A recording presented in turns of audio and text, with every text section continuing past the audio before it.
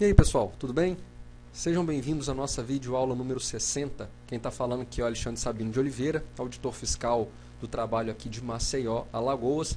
E hoje, dia 31 de janeiro de 2015, quando o SST na web completa 4 anos, a gente resolveu gravar a nossa videoaula número 60, que trata da NR35, a norma regulamentadora do Ministério do Trabalho que fala sobre o trabalho em altura. Só lembrando, como a gente já falou, essa videoaula está sendo gravada no dia 31 de janeiro de 2015 e a portaria que está em vigor para a NR35 é a portaria 313, de 23 de março de 2012. Então, se porventura, quando você estiver assistindo essa videoaula, tiver uma redação mais atualizada, fique ligado aí para uma eventual atualização dos itens que a gente vai citar nessa videoaula, beleza? Como é o propósito de toda a videoaula que a gente trouxe aí para vocês, lógico que a gente não vai falar de todos os itens da norma. A gente vai traçar breves comentários até para essa videoaula não ficar muito extensa e não ficar muito cansativo. Então vamos ao que interessa, Vamos começar do começo. Esta norma estabelece os requisitos mínimos e medidas de proteção para o trabalho em altura, de forma a garantir a segurança e a saúde dos trabalhadores envolvidos direta ou indiretamente com essa atividade. Gente, trabalho em altura. O que a NR35 chama de trabalho em altura? Ela mesma responde. Considera-se trabalho em altura toda atividade executada acima de 2 metros do nível inferior, onde haja risco de queda. Então não basta estar a 2 metros acima do nível inferior. Tem que estar presente também o risco de queda. E também não basta existir o risco de queda. Para que seja implementada a NR35, é obrigatório estar acima de 2 metros do nível inferior. Tá? São esses dois requisitos básicos. 2 metros e risco de queda. Mas nível inferior. O que a NR35 quer dizer quando ela fala acima de 2 metros do nível inferior? No glossário, melhor dizendo, na NR35 comentada, quando ela fala de nível inferior, ela se refere à superfície de referência. Também não ajuda muito. Para facilitar, gente, é onde você vai cair. Se a altura da queda tem mais de 2 metros e existe o risco da queda, evidentemente, se implementa a NR35. Tá? É só a gente pensar na altura da queda. Não tem para onde correr. Você está, por exemplo, vamos citar a construção civil, que é um caso bastante fácil de vir exemplo na nossa mente. Você está ali numa banquetinha de 1 metro de altura. Mas do seu lado tem uma abertura no piso em que, se você caindo dali, você vai cair no nível inferior do pavimento de onde você está. Então, não basta somar a altura da banquetinha de 1 metro. Você tem que somar o pé direito do pavimento anterior, mais 1 metro da banquetinha. Consequentemente, vai superar os 2 metros. A NR35 vai ser exigida aí. Tudo bem, gente? Ficou claro? Vamos adiante. Vários exemplos aí onde a NR35 tem a sua implementação obrigatória.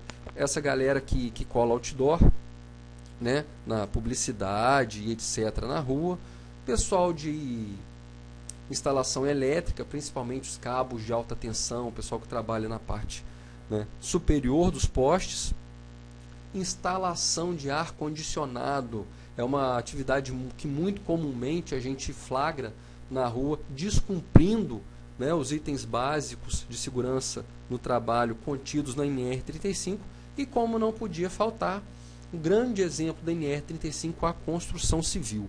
Tá, pessoal? É interessante a gente lembrar também sobre um dispositivo que normalmente a gente passa despercebido, que está contido no primeiro item da norma, de forma a garantir a segurança e a saúde dos trabalhadores envolvidos, direta ou indiretamente com esta atividade. Gente, indiretamente. Então não é só o cara que está lá sujeito ao risco da queda. As pessoas que indiretamente estão envolvidos com trabalho em altura também têm a sua segurança estabelecida pela NR35. Por exemplo, a NR35 comentada traz para a gente que a redação da norma, evidentemente, estende o conceito de garantia em segurança e saúde a todos os trabalhadores envolvidos. Entende-se como trabalhadores indiretamente envolvidos aqueles que, não atuando com diferença de níveis, ou seja, não expostos diretamente ao risco da queda, estão no entorno das atividades, sujeito aos riscos relativos ao trabalho em altura. Por exemplo, com o risco de alguém cair em cima de mim. Né?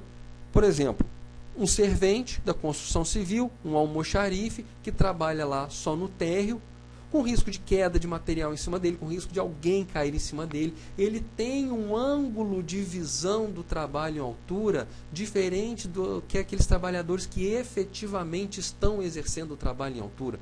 Então, pelo primeiro item da norma, esse pessoal também tem que fazer os mesmos treinamentos, as mesmas capacitações, etc., que vão ser exigidas aí na NR35, tá, gente? Então, não só os diretamente envolvidos, como os indiretamente também. No exemplo do ar-condicionado, por exemplo, tem o cara que vai subir a escada para tirar o condensador lá de cima, tanto ele que sobe a escada como o auxiliar dele que fica lá embaixo segurando a escada, os dois devem ser alvo das obrigatoriedades da NR35. Ficou claro, né, pessoal? Então, vamos adiante. O item 35.3.2 considera-se trabalhador capacitado para o trabalho em altura aquele que foi submetido e aprovado em treinamento teórico e prático com carga horária mínima de 8 horas. Tá, gente? Então, aquela pessoa capacitada para exercer o trabalho em altura, ela tem que ser submetida ao treinamento, tem que ser aprovada, deve haver algum método de avaliação. Esse treinamento tem que ser teórico e prático e a carga horária mínima 8 horas. Tudo bem? O treinamento deve ser ministrado por instrutores com comprovada proficiência no assunto, sob a responsabilidade de profissional qualificado em segurança no trabalho. Gente, profissional qualificado em segurança não necessariamente vai ser quem vai ministrar o treinamento. O treinamento vai estar sob a responsabilidade do qualificado em segurança no trabalho. E quem é o qualificado em segurança no trabalho? Aquele que tem um curso específico na área de segurança no trabalho. O técnico, o tecnólogo, o engenheiro de segurança, o mestre em segurança e etc. É aquele que tem um curso técnico específico na área, é quem vai ser o qualificado em segurança no trabalho. Tá bom? Então não basta, eu sei tudo sobre segurança no trabalho, mas se você não tem um curso específico, você não é qualificado. Então o treinamento não pode estar sob a sua responsabilidade. Ou seja, você não pode ser a pessoa responsável por contratar as pessoas que vão ministrar o curso, os instrutores do curso. Por quê? Porque os instrutores, eles têm que ter comprovada proficiência no assunto. E aí vem uma briga de foice. Por quê? Porque o fato de ser técnico de segurança do trabalho não dá a alguém a proficiência no assunto. É muito comum a gente ver certificados de conclusão do curso de NR35 assinado por técnico de segurança do trabalho como instrutor. O fato de ser técnico não dá proficiência no assunto. Tanto é que a NR35 comentada fala com a gente que a comprovada proficiência no assunto não significa uma formação em curso específico, mas habilidades, experiência e conhecimentos. Por exemplo, vamos pensar nessa cena aí. Mas vamos focalizar essa imagem pensando nesse camarada aqui. O outro não. O outro está numa situação tranquila, confortável. Vamos pensar esse aí que está totalmente exposto ao risco da queda. Esse sujeito aí, ele é técnico em segurança no trabalho? Ele é tecnólogo em segurança no trabalho? Vamos pensar. Ele é engenheiro de segurança no trabalho? Ele é um cara que tem formação em engenharia, né? Fez após engenharia de segurança. Ele é engenheiro de segurança no trabalho? Ele é mestre em segurança no trabalho? Esse camarada aí, ele é doutor em segurança no trabalho? Eu não sei. Mas uma coisa que eu tenho certeza, Ele sabe o que está fazendo. Então, a proficiência no assunto é o conhecimento da atividade. Nessa época que a gente acompanhou muito sobre as obras dos estádios da Copa, a gente viu muito alpinista fazendo atividade, né, de implantação das coberturas, das cobertas desses estádios. Pode ser um semi-analfabeto, mas ele sabe o que está fazendo. Esse camarada, um alpinista, isso é uma suposição, tá, gente? É um exemplo, né? Esse alpinista, semi-analfabeto, ele conhece a parte prática do trabalho em altura? Conhece. Ele pode ser um instrutor da parte prática do curso da NR35? Pode. Agora, o curso pode estar sob a responsabilidade dele? Não. Ele vai ser o instrutor da parte prática. Tem uma diferença. Ele não vai ser o responsável por toda a dinâmica do curso, por chamar alguém para dar a parte teórica, para dar a parte prática. Isso não. Essa responsabilidade de toda a organização do curso é do qualificado. É uma pessoa que tem um curso na área de segurança no trabalho. Pode ser o técnico, pode ser o tecnólogo, pode ser o engenheiro de segurança. Agora, a pessoa que vai ministrar o curso tem que saber o que está fazendo. Eu sou pós-doutor em segurança no trabalho, mas tenho medo de altura. Eu posso me responsabilizar pela parte prática, gente? Não. Ah, eu sou bombeiro. Mas se você é um bombeiro de salvamento aquático, você pode ser o responsável? Não pode, gente. Tá? Então, a proficiência é habilidade. Ok? Não esqueçam disso. Ficou claro, né? Vamos adiante. 35.4.1. Todo trabalho em altura deve ser planejado, organizado e executado por trabalhador capacitado e autorizado, gente. Então, você não basta você ter feito o curso que ficou sob a responsabilidade do técnico ou do tecnólogo, foi avaliado, você passou nessa avaliação, né, recebeu o certificado lá do curso de 8 horas, você se tornou capaz de realizar um trabalho em altura com segurança. Mas você, para exercê-lo, você precisa ter a autorização formal da empresa, um documento por escrito que permita que você desempenhe trabalho em altura naquele estabelecimento, naquela empresa, melhor dizendo. Porque senão eu chego de paraquedas no meio de uma empresa que cola esses outdoor na rua. Aqui meu certificado. Mas você não sabe das regras da empresa, você não sabe as ordens de serviço, você não tem acesso às ordens de serviço da empresa.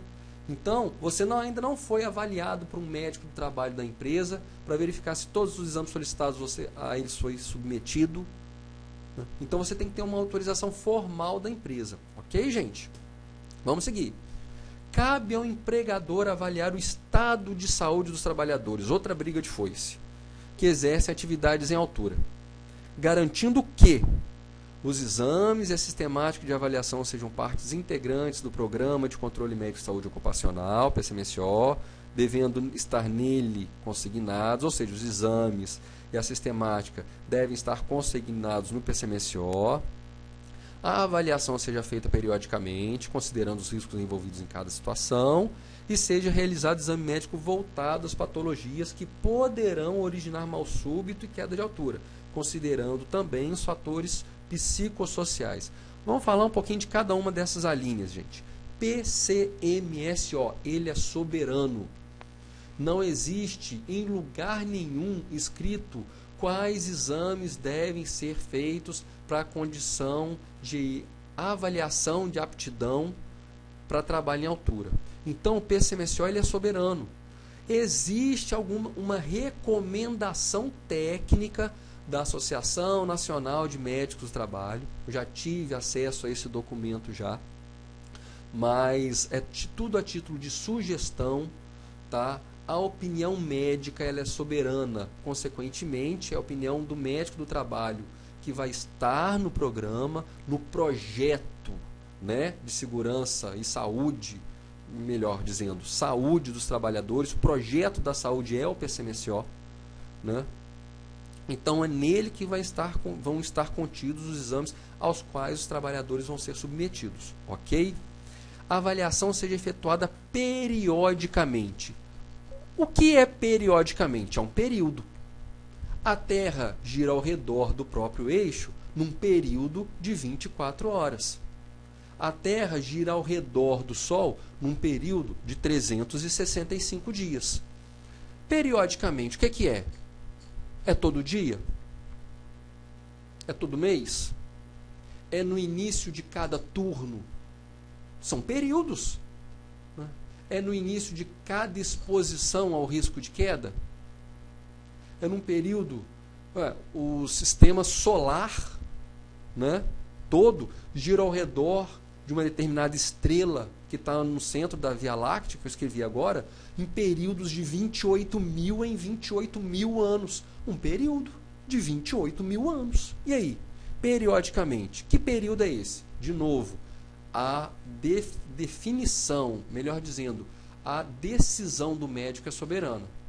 É o que vai estar contido no PCMSO. Então, se ele achar que é no início de cada turno, no início de cada turno. Se ele achar que determinados exames têm que ser feitos em cada exposição ao risco de queda, em cada exposição de risco de queda. Cabe à empresa implementar e a fiscalização do trabalho verificar se o PCMSO está sendo implementado. Ok? E detalhe, gente. Acho que ficou claro, né? Tudo isso. Então, vamos para a linha C. Fatores psicossociais. Normalmente, nesses encontros que a gente vai sobre NR35, e até hoje não foram poucos, normalmente a gente vê o pessoal dando pouca importância para os fatores psicossociais. Teve um caso que é um caso bastante chamativo, que eu sempre levo como exemplo, né? Um caso que um canteiro de obra foi embargado, ou seja, a empresa foi proibida de dar continuidade às atividades de engenharia por atraso de salário. Os trabalhadores estavam com 3 meses de salário atrasado.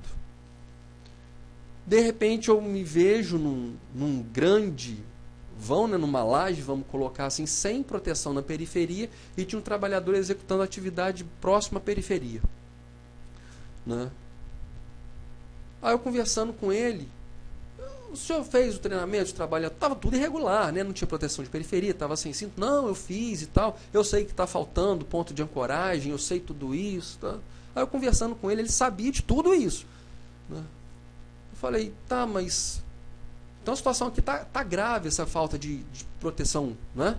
O senhor sabe disso? Ele é, doutor, eu sei. Mas o mais grave é a mulher com fome em casa. E você sabe, né? Mulher com fome põe gaia na gente. Ele não estava preocupado em cair dali. Ele estava preocupado da mulher trair ele para botar comida dentro de casa. A gente conta isso, o pessoal até acha engraçado, né? Mulher com fome põe gaia na gente. Mas olha a preocupação dele. O cara estava a uns 6, 7 metros de altura, sem cinto, sem proteção de periferia contra a queda, sem nada. Sabia de tudo que estava errado, mas a maior preocupação dele era com chifre. De tomar chifre em casa por não estar conseguindo levar comida para dentro de casa por causa do atraso de salário. Fator psicossocial. Vocês estão entendendo a gravidade disso, gente? É por isso que uma coisa dessa deve ser avaliada. Outra coisa, o cara acordou bem, está tranquilo, fez um café da manhã leve, né? Fez um café da manhã tranquilo, balanceado, foi tranquilo para a empresa dele, não é? Um eletricista, foi tranquilo, pegou o carro lá da companhia de eletricidade, chegou até o local para fazer a religação do cabo de alta tensão, saindo do carro discute com o encarregado da equipe, com o líder do grupo. Sobe puto, com perdão da palavra, sobe puto para desempenhar suas atividades lá em cima. Fator psicossocial. Aí a pressão já está alterada, ele já está bravo, ele já não está vendo nada que está fazendo, já vai fazer tudo no chute, já fica discutindo lá de cima com o encarregado que está lá embaixo. Dá um mole, acidente fatal. Então, gente, tudo isso precisa ser avaliado quando a gente fala do trabalho em altura, beleza? No planejamento do trabalho em altura, devem ser adotadas de acordo com a seguinte hierarquia. Primeira coisa, evitar o trabalho em altura sempre que existir meio alternativo. Então, o trabalho em altura, se você conseguir evitá-lo, ótimo. Segunda alternativa, medidas que eliminem o risco de queda. Tá, então não é possível eliminar o trabalho em altura, então vamos eliminar o risco da queda. Também não foi possível, em último caso, medidas que minimizem as consequências da queda. Por exemplo, um cinto de segurança. Não teve jeito de evitar o trabalho em altura. Não teve jeito de eliminar o risco da queda. Ou seja, o cara caiu. Como que eu vou minimizar o risco da queda? Do cinto de segurança. Então, o fornecimento do EPI é sempre o último item a ser considerado. Beleza, gente? É sempre a linha divisória, né? Depois ali, lascou-se, como diz aqui em Alagoas. Tá, gente? Vamos dar uma acelerada, porque eu estou falando demais, está ficando muito extensa. Todo trabalho em altura deve ser realizado sob supervisão, cuja forma será definida pela análise de risco de acordo com as peculiaridades da atividade. Muita gente pergunta para a gente sobre essa supervisão. Pode ser à distância, pode ser remota. Gente, aqui a norma não proíbe, tá? Eu sempre falo que a supervisão remota, a supervisão à distância não é a mais aconselhável, mas ela não é proibida, tá? Para atividades rotineiras de trabalho em altura, essa análise de risco pode estar contemplada no respectivo procedimento operacional. É aquilo que é feito sempre, da mesma forma, todo dia. Tá? Se vocês entrarem no texto da NR35, vocês vão ver lá o detalhamento dessa análise de risco que ela deve contemplar. Tá? Mas, para as atividades de trabalho em altura não rotineiras, ou seja, aquelas esporádicas, aquelas em que a equipe não está habituada a fazer, né, ela só pode começar a ser feita mediante mediante a permissão de trabalho, tá? Que é a famosa PT. No texto da norma também vocês vão lá de todo o checklist, digamos assim, do que deve estar contido numa PT. Tá? Então essa é a diferença.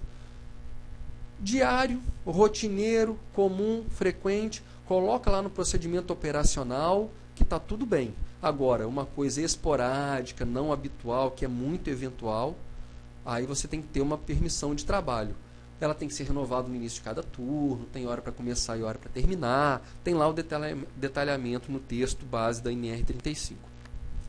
35533. O talabarte e o dispositivo trava-quedas devem estar fixados acima do nível da cintura do trabalhador, ajustados de modo a restringir a altura de queda e assegurar que, em caso de ocorrência, minimize as chances do trabalhador colidir com uma estrutura inferior. Ou seja, gente, acima do nível da cintura do trabalhador. Vamos pensar nesse nosso amiguinho aí, ó, um trabalhador da construção civil exemplar. Está com seu capacete, está com seu óculos, está com a régua de nível, está de luva, está de bota, com a farda limpinha, os equipamentos no bolso ali, as ferramentas no bolso, sem risco de cair. E esse camarada vai trabalhar no nosso prédio, que a gente usou quando a gente falava, né, das bandejas primárias, bandejas secundárias, né, proteção de periferia. Está lá nas nossas videoaulas da NR18. E esse nosso trabalhador exemplar, ele vai trabalhar na periferia, na fachada dessa edificação. Vocês vejam aí, ó, que só os dois últimos pavimentos ainda não tem alvenaria, né? Ele só está com a tela ali, com guarda-corpo, né? Mas esse nosso camaradinho aí, ele vai trabalhar do lado de fora. Reparem bem, se ele está ancorado no nível da cintura, ele vai cair numa extensão correspondente ao comprimento do talabarte. Vocês estão vendo? Numa outra situação, se ele estiver com o cinto fixado acima do nível da cintura, o comprimento da queda é bastante inferior, levando menos dano à integridade física desse meu trabalhador. Ok? Agora, se ele está fixado, se ele está ancorado num ponto abaixo do nível da cintura, o comprimento da queda é muito superior. Então, o tranco que esse trabalhador vai ter na estrutura física dele mesmo, né, vai ser muito forte. Então, quando você pensa em um trabalhador aí com 70 quilos, a coisa já é grave. Agora, imagine um camarada pesando 90, 100, 110 quilos. Né? O tranco é muito pesado. Então, é por isso que a norma vem dizendo que o ponto deve estar fixado acima do nível da cintura, para que esse tranco, caso ele venha a cair, seja o menor possível, causando o mínimo dano possível na sua integridade física. Ok? Caminhando para o final aí, vamos falar um pouquinho de emergência e salvamento. É o item 35.6. O empregador deve disponibilizar equipe para respostas em caso de emergências para trabalho em altura. Certo?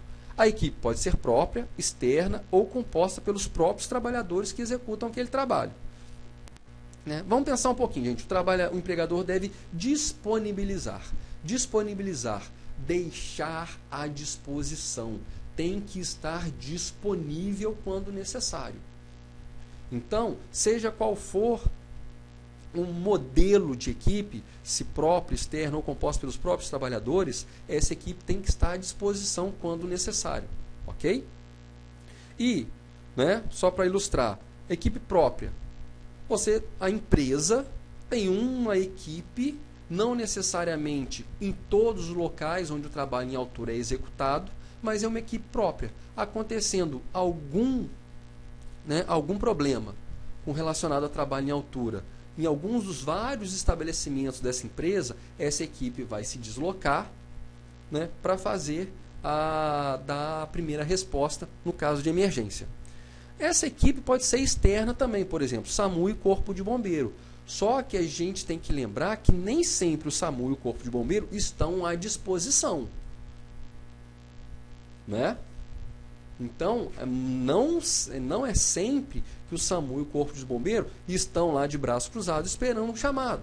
Pode ser que, quando necessário, eles já estejam atendendo outros chamados. Então, ele não estaria à disposição. E, por fim, uma equipe composta pelos próprios trabalhadores que executam o trabalho em altura. Ou seja, você tem uma construtora, cada um dos canteiros de obra dela, em cada um desses canteiros você tem uma equipe apta a dar esse primeiro atendimento no caso de emergência. Ou uma empresa da área de eletricidade, por exemplo. Em todas as equipes, né, em todos os grupos que você tem, em todas as frentes de trabalho, você tem uma equipe apta a dar esse pronto atendimento. Ok? Esse é o exemplo aí de equipe para disponibilizar a equipe de resposta composta pelos os próprios trabalhadores que executam o trabalho em altura. Gente, a gente encerra a videoaula 60 por aqui. Infelizmente, a gente prolongou um pouquinho mais do que a gente tinha planejado no início, mas a gente trouxe alguns pontos básicos, tá, a respeito da NR35, que a gente espera que tenha ajudado aí facilitado, melhor dizendo, no seu entendimento. Mais uma vez, né? E para concluir, hoje, dia 31 de janeiro, a data que a gente está fazendo essa gravação, de 2015, a gente está completando 4 anos do SST na web.